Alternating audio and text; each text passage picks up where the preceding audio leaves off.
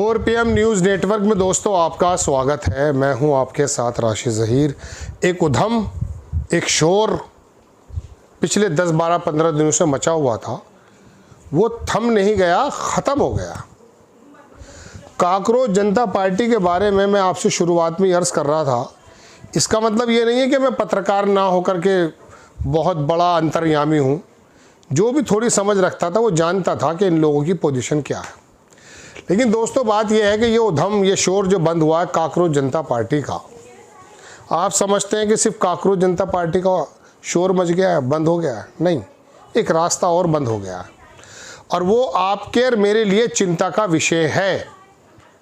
जब दुनिया के किसी देश में कोई व्यवस्था निरंकुश हो जाती है, तमाम संस्थाओं को कंट्रोल कर लेती है, अपने हाथों में रख लेती है, उनका संकुचन कर देती है, तो उस समय सिर्फ एक ही चीज़ बचती है, सड़क पर संविधान के मुताबिक अपनी आवाज़ को उठाना, आंदोलन का उठना। आपने जेपी का आंदोलन, मैंने आपको कई बार बताया, 1974 में जब शुरू हुआ तो गफूर अहमद की सरकार जो बिहार में थी उसको ही नहीं उखाड़ फेंका, इंदिरा गांधी की सरकार को उखाड़ फेंका, जबकि वो स्टूडेंट्स की एक मूवमेंट थी। जेपी दिल्ली आ गए। उसके बाद आपने बहुत सारे झूठे सच्चे आंदोलन सब तरह के देखे हैं। अन्ना भी आया था, उसका भी आंदोलन देखा है। अब ये काकरोच जनता पार्टी ने अचानक 3 करोड़ से कुछ कम जो ऑनलाइन पे काकरोच इकट्ठे कर लिए थे, तो उम्मीद ये की जा रही थी कि ये विपक्ष की सारी मेहनतों को ख़त्म कर देगा और मोदी जी की सत्ता को उखाड़ फेंकेगा। आम जन का गुस्सा सामने आ गया, इसमें कोई दो राय नहीं, गुस्सा आया है। लेकिन दोस्तों मैं आपको बताऊं कि मोदी जी हो या अमित शाह, आरएसएस की रणनीति, उसने एक रास्ता ये बंद कर दिया है कि अब भविष्य में कोई आंदोलन नहीं होगा।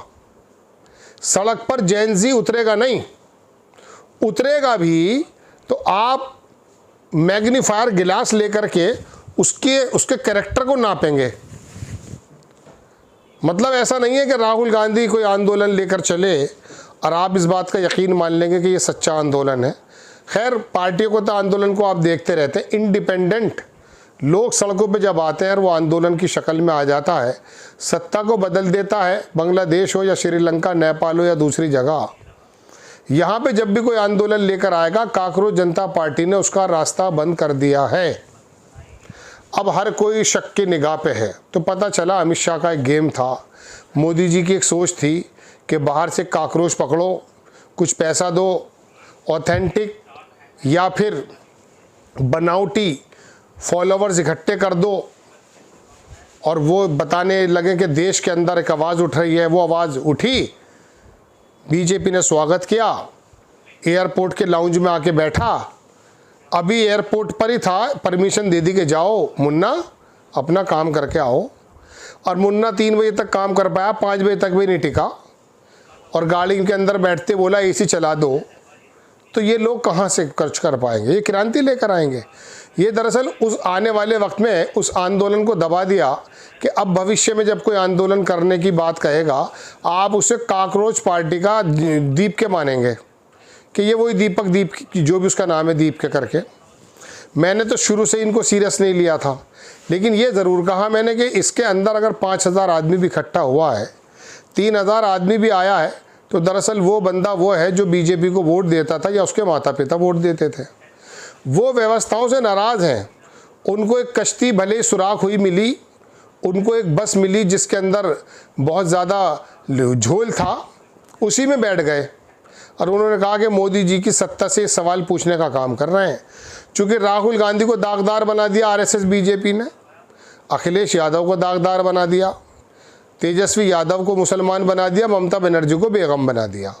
जब ये तमाम चीज़ों को बेगम और मुसलमान बना दिया तो आप में से एक बड़े वर्ग का यकीन तो इन पर रहा नहीं।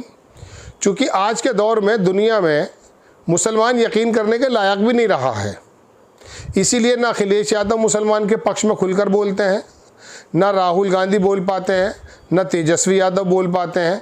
एक असदुद्दीन बोलता है, चूँकि उसको हिंदूज़ की वोट नहीं चाहिए, इसलिए नहीं बोलते कि अगर इनके पक्ष में बोलेंगे तो ये मुसलमान जैसे दिखने लगेंगे। और अगर मुसलमान जैसे दिखने लगेंगे तो बहुसंख्यक वर्ग में जो धार्मिक पशु बनाया है एक वर्ग को, वो कहेगा यार ये तो मुल्ला पार्टी का, मुल्ला लोगों का प्रतिनिधित्व कर रहा है, तो छोड़ो। समझ रहे हैं आप?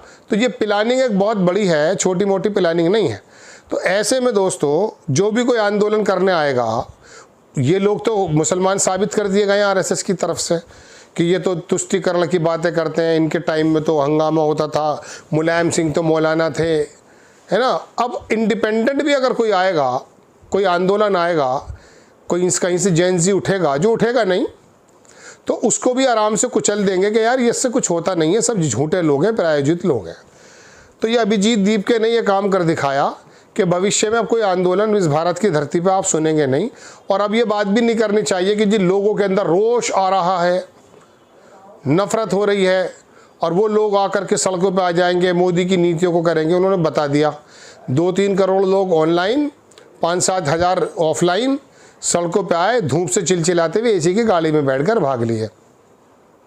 तो आंदोलन का रास्ता बंद हुआ। नुकसान ये हुआ है, एक उम्मीद की जाती थी कि अब जनता आती है, गद्दी छोड़ो जनता आती है। जेपी के टाइम में ये तो नारे लगे थे, अब वो नारे लगे हुए तब भी अभिजीत दीपके वाला मामला बनेगा।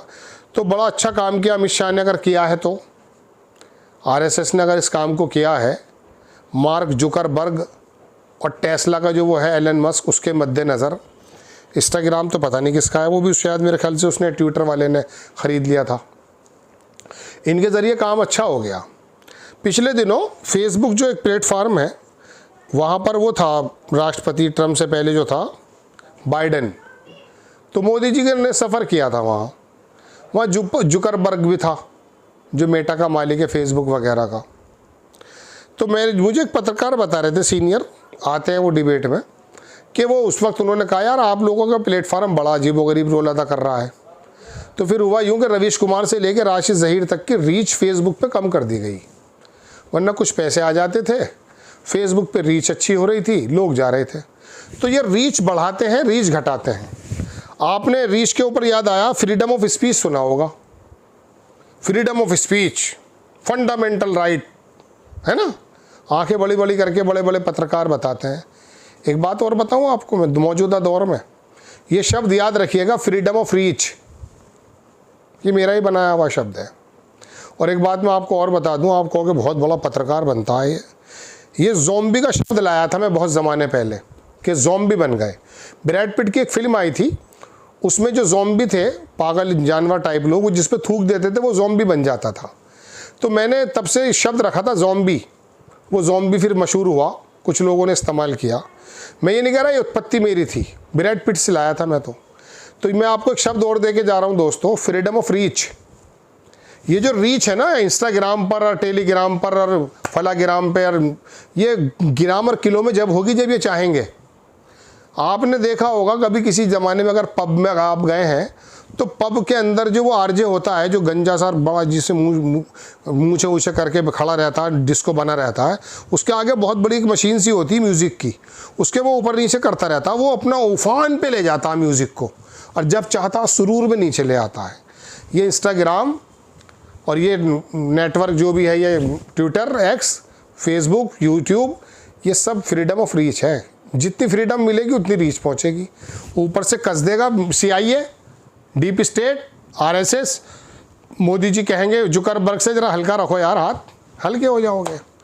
पहले लाखों में रीच जा रही थी, फिर हज़ारों में जाने लगती है, बीच बीच में चली जाती है किसी किसी की। तो ये टोटल कहानी है आंदोलन का रास्ता बंद, अभिजीत दीपके। नमस्कार।